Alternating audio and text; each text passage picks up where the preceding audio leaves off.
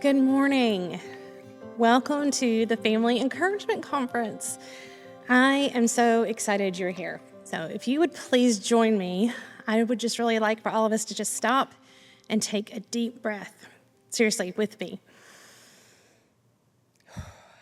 Okay, let's get started. As they said, my name is Amanda Rader, and as you just heard, I wear lots of hats. But my very favorite ones are that of being a wife, a mother, a Grammy, and a friend. As you can see above, I am the proud wife of my best friend, Dustin, and the even prouder mom to Hannah, who happened to marry the best guy, Brady, Jackson, Annie, Millie, and Molly, our youngest, who happens to have Down syndrome and be very medically complex. What brings me the most immense joy right now, though, is being called Grammy by our first grandson, Levi. This year, 2025, marks the 30th anniversary of Friends of Tennessee's Babies with Special Needs. And one of our amazing board members, Mary Donnet Johnson, who happens to be here today, pointed out something beautiful, that the traditional gift for the 30th anniversary is the pearl. So me, with my marketing brain, started trying to research ideas on how I could incorporate the pearl into our social media and different things throughout the year. However, as I began researching pearls, I was honestly amazed at how closely they mirrored my personal journey as a special needs mom to our beautiful girl, Molly. So today, I want to share a little bit about what I've learned about pearls, hopefully offer some pearls of wisdom, and hopefully have you recognize that you too have pearls that you can share on your own. So let's start with a question. Who can tell me where pearls come from? Oysters, that's right, oysters. These yucky, ugly oysters. Who would ever have thought that something so precious could come from them? But did you know that ancient cultures actually believed that perfect pearls emerging from humble oysters was a sign of the divine? It's true. These precious, beautiful pearls come from the least expected place. Now, did you also know that oysters only create pearls when they've been hurt in some way? A pearl isn't just a pretty gem, it's actually the result of healing. When something unexpected, like a grain of sand, sneaks into the oyster shell, the oyster reacts by covering it with layers of a substance to protect itself. So over time, layer by layer by layer, this defense turns into a beautiful pearl. So in a sense, pearls are born from discomfort. Pearls show us how something painful, something unwanted even, can turn into something rare and precious. And for me, that's true of our story with Molly.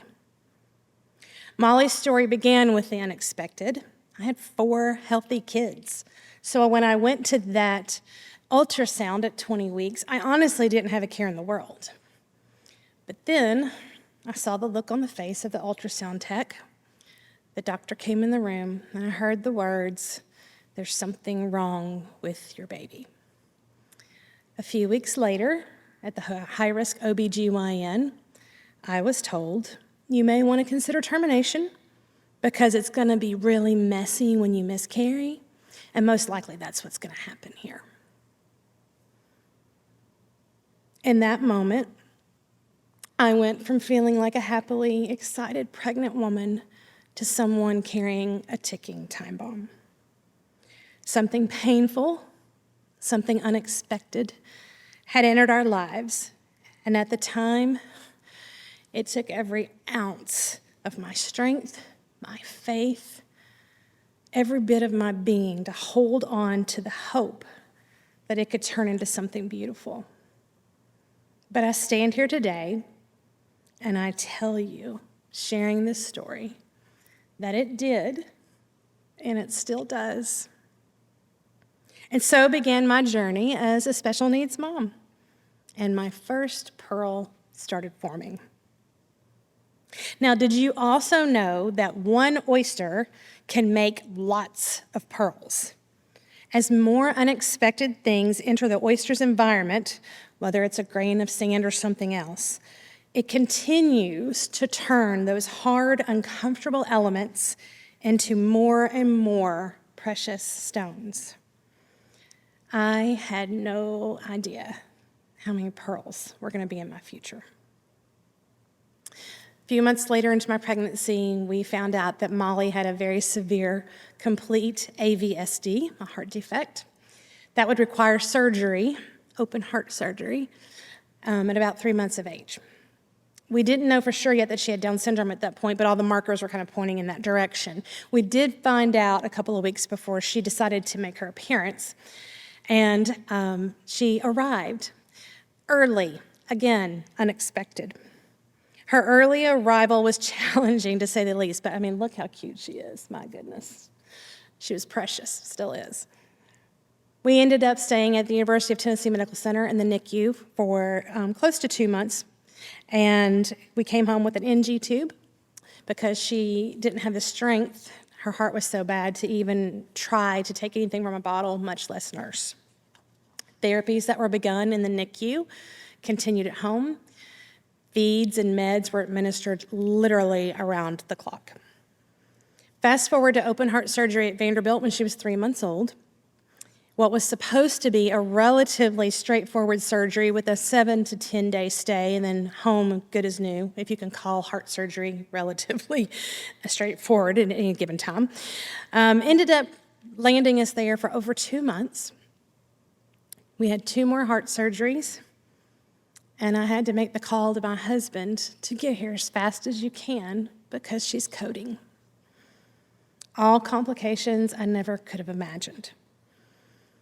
I'll never forget one night, there was this fellow, he was a doctor doing his fellowship there, and he was huge. I mean, this man, he was like 6'7", biggest guy you've ever seen. I almost had to duck to come through the door.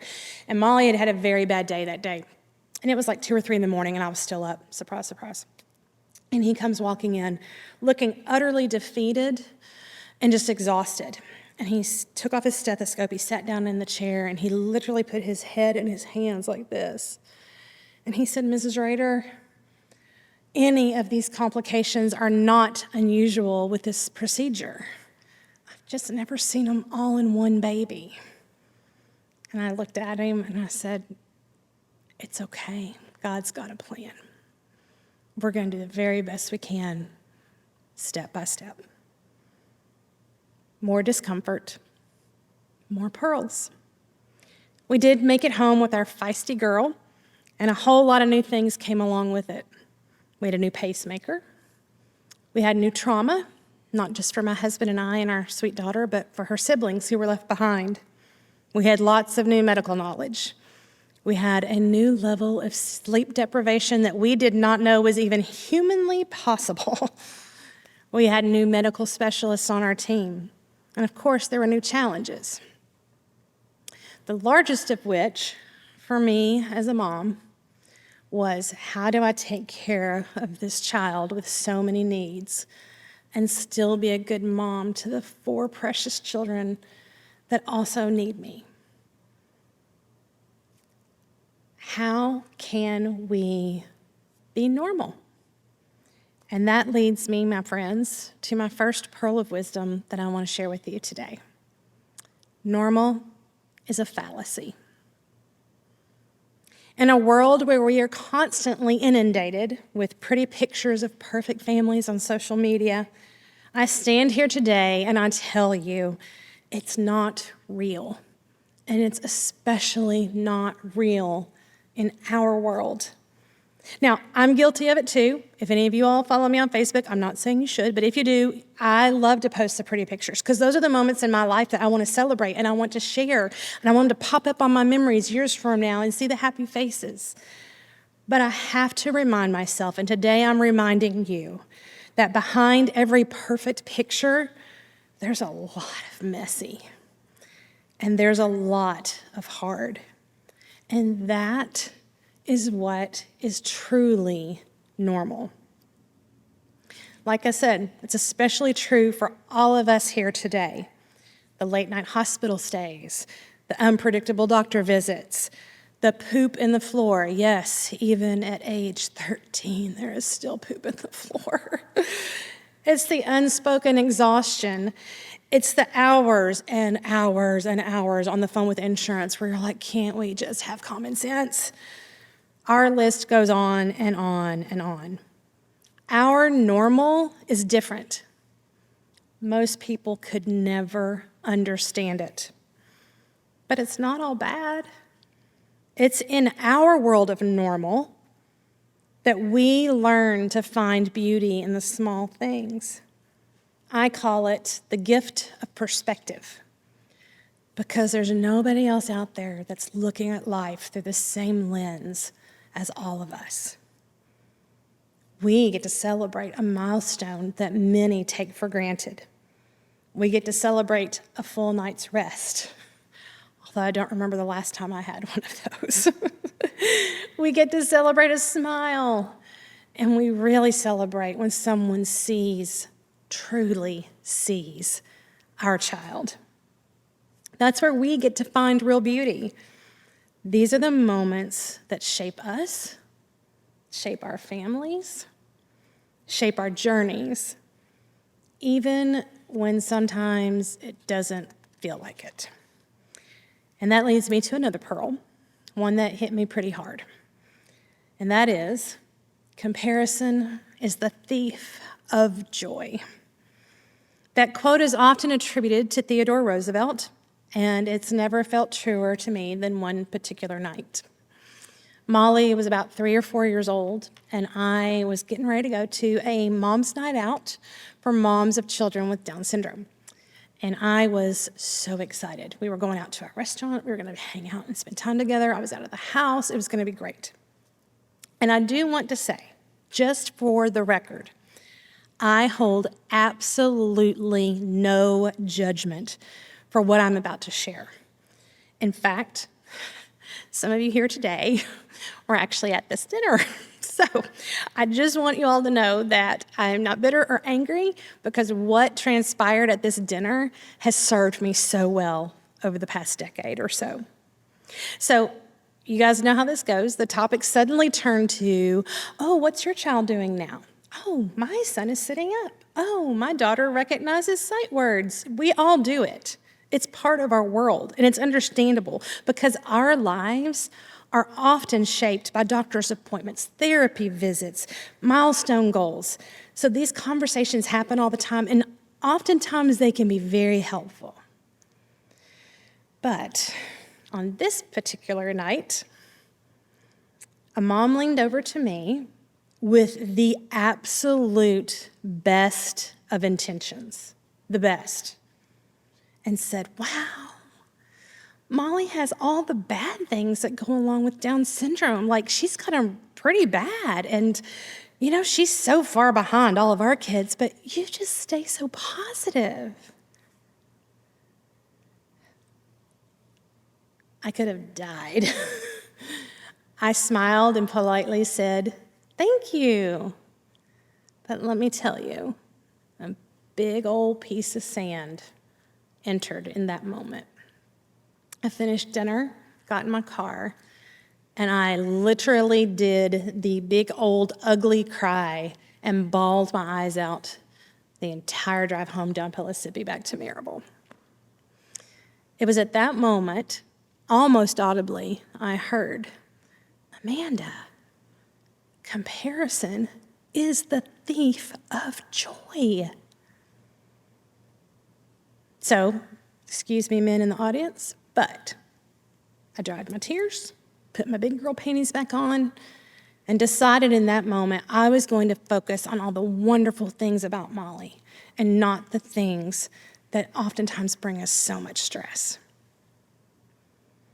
And as I sit here today, I want to tell each of you, I truly believe that every single child that is represented in this room today is here for a purpose.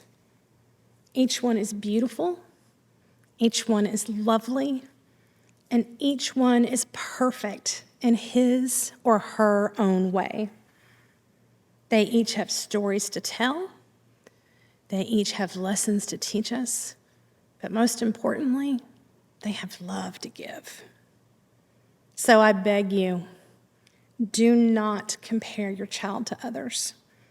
Do not compare your parenting to others. Don't compare your relationships, your marriages, your families, your journey to anyone else. Live your most beautiful life. Be the best you that you can be, and know deep in your soul that you are exactly enough. In our lives, we oftentimes have to fight for joy. There are days it's a choice, and you all know it. So I beg you, do not let comparison steal it from you. So let's fast forward to now. Molly is now 13 years old, and in those years, she has had 24 surgeries, and she lives with a multitude of medical conditions. She has subatlantoaxial instability, she has oral aversion, she has asthma, she has polyarticular juvenile idiopathic arthritis, she's immunosuppressed. The list is literally a page and a half long when I type it out to hand it to doctors because I don't take the time to write it in those little forms anymore. It goes on and on and on. But as you can see by the picture, she is happy. She loves her school and her friends. She has the most infectious laugh. And she's constantly asking, are you happy? Are you happy?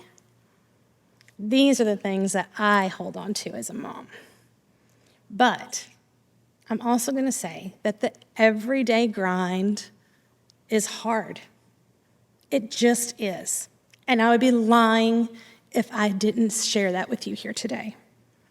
We've seen more specialists than we can count. We plan our vacations when we get to take them, which is very rare, around proximities to children's hospitals. I'm not joking.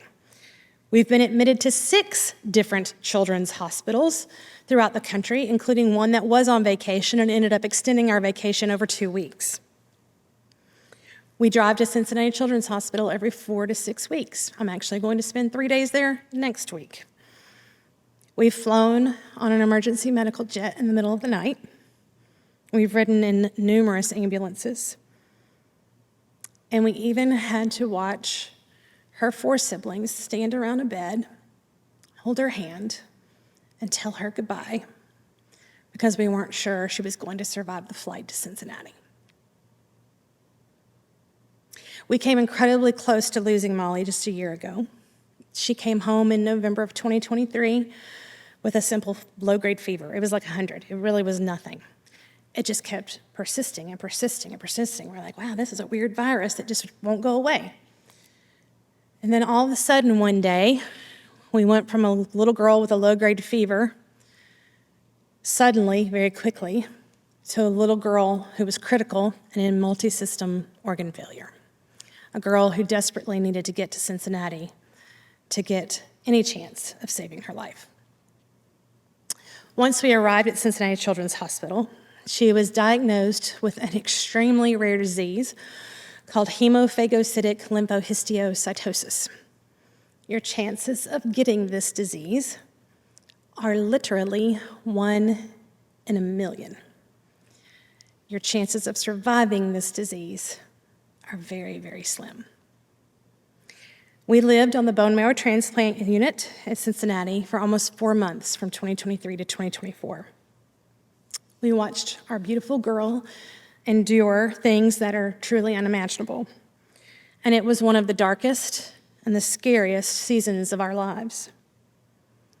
But I stand here today, and you can see through some of the pictures, there was so much beauty in it. And that leads me to my next pearl. I call it living in the and. I'm not going to stand here and pretend that that journey was easy, because it wasn't. We're still on it, to be perfectly honest. It was one of the most painful, excruciating, soul-testing times that we have ever been through as a family. And there was still joy. And there was still laughter. And there were still moments of connection, hope, and even celebration. Living in the and means allowing yourself to feel the hard and the weight of the hard and still find the good and the joy. It means grieving and hoping. It means breaking down and building back up. It means crying in the hallway one moment and then belly laughing, sitting in a hospital bed with your daughter just a few hours later. It doesn't have to be one or the other.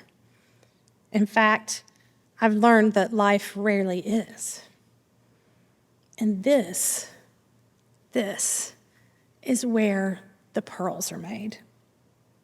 So before I begin to close, I want to share one more important pearl of wisdom, and it might be one of the most empowering truths that I've ever learned. Here it is. You are the expert on your child.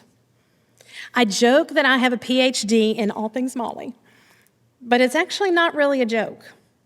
I have studied her. I have fought for her. I have cried with her. I have prayed over her, and I have celebrated every little milestone alongside her. And I know many of you in this room, probably all of you in this room, have done the exact same thing with your children. Whether you're walking into an IEP meeting, sitting across from a specialist, or even dealing with a conversation with a very well-meaning family member, you know your child best. Now, with that said, I do want to add one caveat. Be kind. Just be kind. Over the years, I have found that most, I'm not going to say all, most of the people sitting across the table from me or standing outside of the hospital room door with me genuinely want what's best for Molly. But I've also found that sometimes, regardless of their experience, regardless of their profession, regardless of their degrees, they simply don't know what that is, what truly is best for Molly. And see, that's where we come in. But when we work together, when we listen and we stay open, even when it's so hard, we get so much further. It is very easy to carry the weight of the negative experiences that we've had with us. And trust me, we have had more than our fair share. And I'm not just talking about in the medical world. But what I've learned is that I do not want those hard moments to shape how I show up every single time. I want to lead with openness. I want to lead with kindness and compassion. I want to understand, and I want us to work together for the best of my child.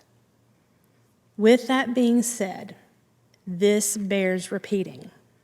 You are the expert on your child, and that is powerful.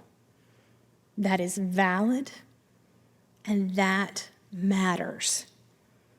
So, my friends, as we come to the end of our time together today, I want to leave you with this. You are not alone. Look around this room. This room is filled with people who get it.